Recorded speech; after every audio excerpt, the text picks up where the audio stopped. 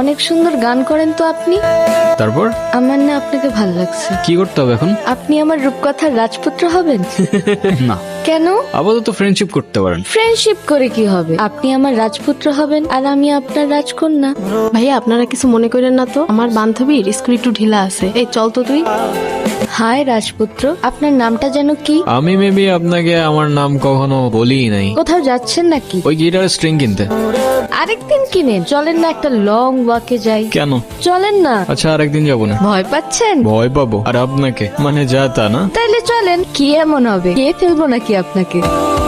আপনার ভয়েসটা কিন্তু মাশাআল্লাহ, কিন্তু আপনি কি সারাক্ষণ এই গিটারটা নিয়ে ঘুরঘুর করেন? আমার জন্মদিনে আমার মা গিফট করছিল এটা। সাপোজ যদি কখনো মিউজিক ছেড়ে দিতে হয় তখন কি করবেন? মিউজিক ছেড়ে দিতে হবে মানে বুঝলাম না তো আমি। সমস্যা কি আপনার? ফাইজলামি করতেছেন আমার সাথে? আরে সরি, আমি তো মজা করছিলাম। মিউজিক এটা কোনো জোক না যে মজা করবেন। আচ্ছা সরি তো, আচ্ছা কান ধরছি, সরি। It's okay. আচ্ছা, আমার না যেতে হবে, লেট হয়ে যাচ্ছে।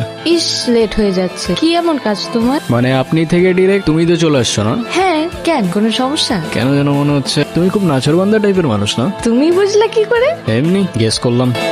তখনও বুঝে উঠতে পারিনি মিউজিকের পর দ্বিতীয় ভালোবাসাটা তুমি হয়ে উঠবে। খুব অদ্ভুত একটা মেয়ে তুমি। মনে হচ্ছিল আমার সেই রূপকথার গল্পটার রাজকন্যা যেন হুবহু তোমার মতোই দেখতে। এক পা দুপা হাঁটতে হাঁটতে প্রথমে ভালো লাগা, এরপর ভালোবাসা, আর তারপরে অভ্যাস। আর সেই অভ্যাসের পরেই হয়তো সবকিছু চেঞ্জ হয়ে যায়, সবকিছু। তোরা কথা বল, আমি ওই দিকটাতে আসি। 2 দিন পর পর এই ঝামেলাগুলা কি না করলে হয় না? কি কিছু বলবা না? যা বলার সেটা তো বলছি আমি তোমাকে, শুনতেছো কোথায়? শোনার মতো কোনো কথা বললে অবশ্যই শুনতাম, কিন্তু তুমি যেটা বলতেছো সেটা আমার পক্ষে করা পসিবল না। কেন পসিবল না? মানে তোমার লাইফে কি আমার থেকে তোমার মিউজিকের প্রায়োরিটি বেশি? মানে তোমার সাথে তুমি মিউজিকের প্রায়োরিটির কম্পেয়ার কিভাবে করো সেটাই আমার মাথায় ঢোকে না। রোহান, একটু প্র্যাকটিক্যাল হও। জীবনটা তো আর কোনো রূপকথার গল্প না। আমার গ্রাজুয়েশন শেষ, এভাবে আর কতদিন?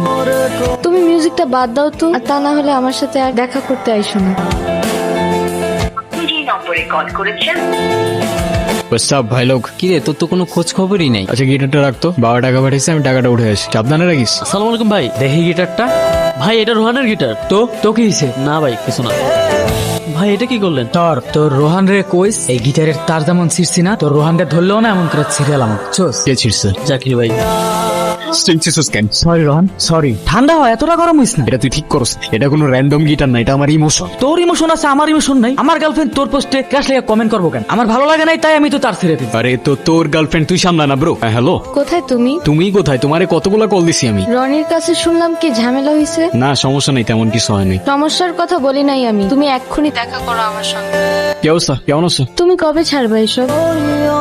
মানে আসতে না আসতেই তুমি আবার শুরু হয়ে গেলা। মানে আমি না বুঝি না, আছে কি তোমার এই মিউজিকের মধ্যে যে এটা ছেড়ে থাকা যাবে না? সেটা হয়তো তুমি আমার জায়গায় থাকলেই বুঝতাম। না, তোমার জায়গায় থাকার তো আমার কোনো ইচ্ছাও নাই। দেখো, এখনো কিচ্ছু নষ্ট হয়নি। আমি শুধু চাই তুমি 8-10টা মানুষের মতো একটা নর্মাল লাইফ লিড করো, একটা জব করো, আর মিউজিকটা ছেড়ে দাও। That's it. আরে মিউজিক আমার ব্লাডের মধ্যে, এটা ছাড়লে বাঁচবো কেমনে আমি?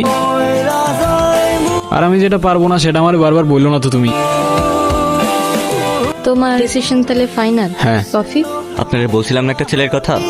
এই রোহান, কি অবস্থা? আসসালামু আলাইকুম ভাইজান। আমি তো তোমার মিউজিক শুনছি, তোমার ভোকাল জাস্ট মারাত্মক। আপনি তো ইয়াং জেনারেশনের ইন্সপিরেশন, আর আপনার মিউজিক দেখে আমরা কত কিছু শিখছি। দেখো, আমার হাতে সময় তেমন একটা নাই। তুমি একটা কাজ করো, তুমি আমাকে কিছু একটা শোনো।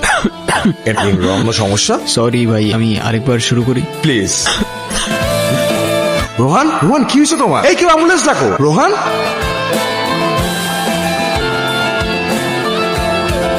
তাহলে ভালোই হয়েছে। এই মিউজিক টিউজিক আর করতে হবে না। চলো না আমরা আবার নতুন করে সব শুরু করি। কিন্তু তোমার ভোকালের যে কন্ডিশন, আমি চাইলেও তোমাকে হেল্প করতে পারছি। না মানতে পারছিলাম ভাগ্যটা, আর না জীবনটা সহজ হচ্ছিল। বলতে বলতে আমি আমার কাহিনীর ঠিক শেষ পর্যায়ে চলে এসেছিলাম, আর তখন মনে মনে কবির লেখা সেই 4টা লাইন খুব মনে পড়ছে। খেলা ঘর পাতা আছে এই এখানে, স্বপ্নের ঝিকিমিকি আঁকা যেখানে, এখানে রাতের ছায়া ঘুমের নগর, চোখের পাতায় ঘুম ঝরে ঝড় ঝড়।